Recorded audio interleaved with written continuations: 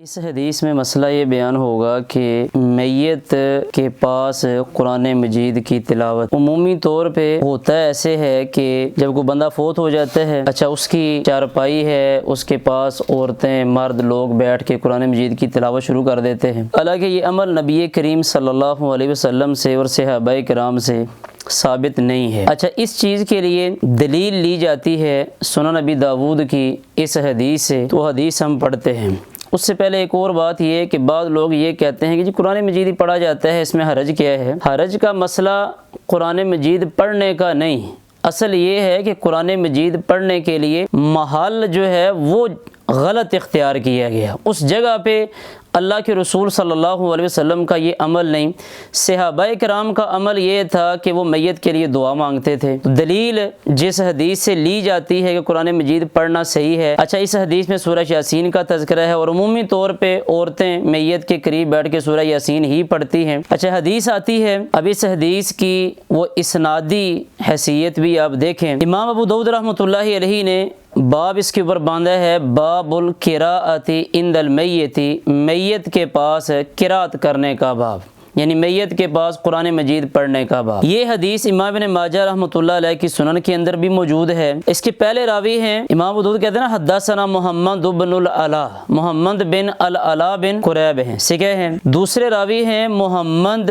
بن مکی المروزی، یہ صدوق ہیں، محمد بن مکی المروزی۔ امام ابو داؤد رحمۃ اللہ علیہ کے ان دونوں اساتذہ نے یہ کہا کہ حدثنا ابن المبارک، اور ابن المبارک سے مراد عبداللہ بن المبارک ہیں، سکہ امام ہیں۔ آگے یہ روایت کرتے ہیں ان سلیمان التیمی، سلیمان بن طرخان التیمی، یہ سکہ مدلس ہیں، اور یہ پہلی اس سند کی وجہ ضعف ہے کہ سلیمان التیمی آگے ان کے سماع کی صراحت نہیں بلکہ روایت ان کے ساتھ ہے۔ ایک یہ ہوئی، آگے ان ابی عثمان، یہ ابی عثمان مجہول ہیں، ابی عثمان مجہول ہے، اور آگے امام ابو داؤد رحمۃ اللہ علیہ خود یہ وضاحت کر رہے ہیں وَلَيْسَ بِالنَّهْدِيِّ، کہ یہ نہدی نہیں، یعنی ابی عثمان النہدی جن کا نام عبد الرحمن بن مل ہے، وہ جو سکہ راوی ہیں، امام ابو داؤد رحمۃ اللہ علیہ نے وضاحت کر دی کہ یہ وہ نہدی نہیں ہے،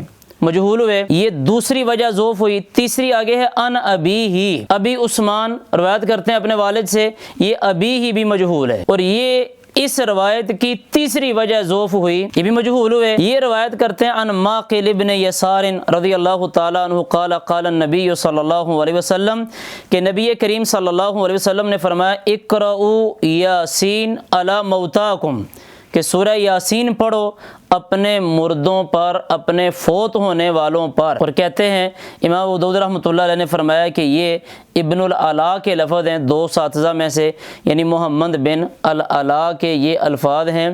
تو آپ نے دیکھ لیا ہے کہ یہ روایت تین اس میں وجہ ضعف موجود ہیں، ضعف کی صورتیں ہیں، تو لہذا یہ سند کسی بھی اعتبار سے صحیح نہیں ہے، اور یہ روایت قابل حجت اور قابل استدلال نہیں۔ لہذا میت پہ قرآن مجید پڑھنا گھر کے اندر جس طرح چارپائی پڑی ہے تو یہ درست نہیں ہے۔ قبرستان کے اندر تو ویسے بھی قرآن مجید پڑھنا منع ہے، تو درست نہیں۔ لکھ لیں آپ اس پہ آگے، سندہ ضعیف لکھے، ابن ماجہ کا نمبر بھی لکھے۔